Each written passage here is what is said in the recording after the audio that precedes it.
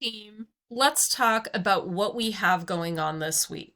So, this week we are going to be finishing up with July's People, getting the balls rolling on our digital project, and looking at critical analysis and book banning.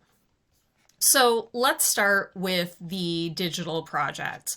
This is the project that was covered last week. I also include some tutorial videos for you, so please feel free to refer to those as needed as you're going through and creating the project.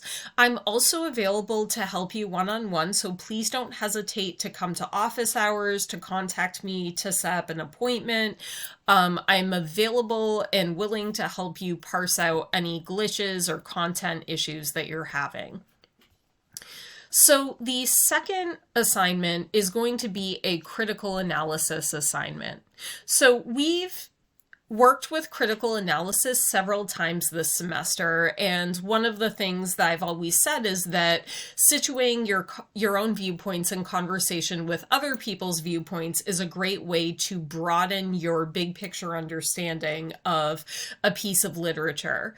And to some extent, I think that this is true in almost any social situation or analysis based situation. When you consider perspectives beyond your own, it's not necessarily about changing your own viewpoint. It's just more about seeing more of the big picture. You're kind of zooming out a little bit. So I think that there's a real value to branching out beyond your own viewpoints, even when it's a little bit uncomfortable, because I think you will ultimately be a better informed person regarding whatever it is that you're analyzing, and it's more valuable than being sort of stuck in little echo chambers.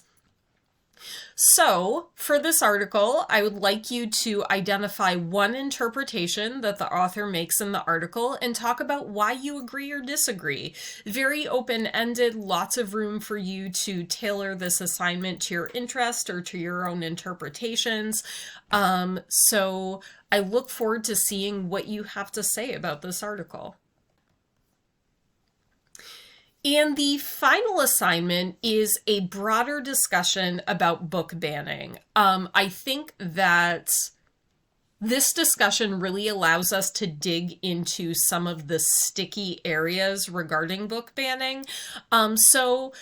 Please be considerate, as I know you will, in navigating these issues, because I know that they are somewhat controversial and not everyone has the same viewpoint, which is fine. I think that's what makes for productive discussion, especially in an academic setting. So the article I'm going to have you read talks about the book bans that went on during the era of apartheid in South Africa. And we've already done some contextualizing of both, the history of South Africa, but also the history of apartheid. So you probably have some ideas of how book banning might be relevant. So after you read the article, I'd like you to, in your initial discussion post, discuss one of the following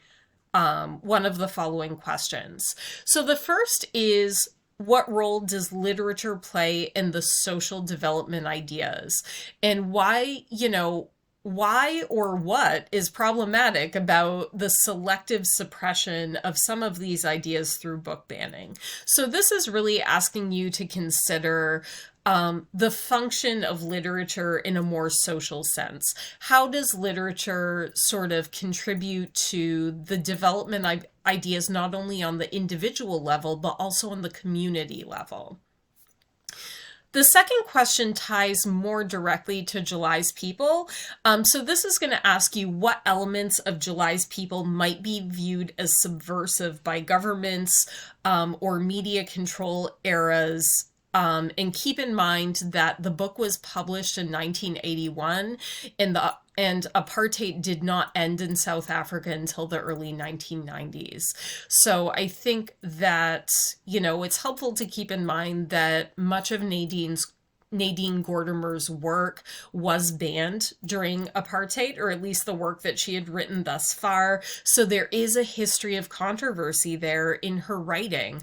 I think that we have some good contextualization in play for considering this question, both in our South African and apartheid historical discussion, but also in our resources about Nadine Gordimer herself.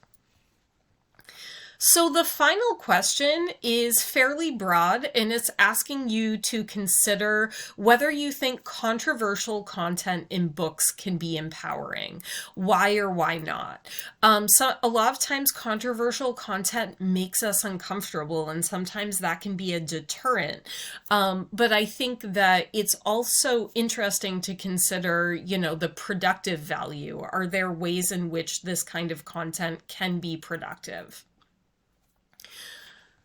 So that covers our work for the week. I'm excited to see all of your different thoughts on these projects. And next week, we will sort of move into our final work.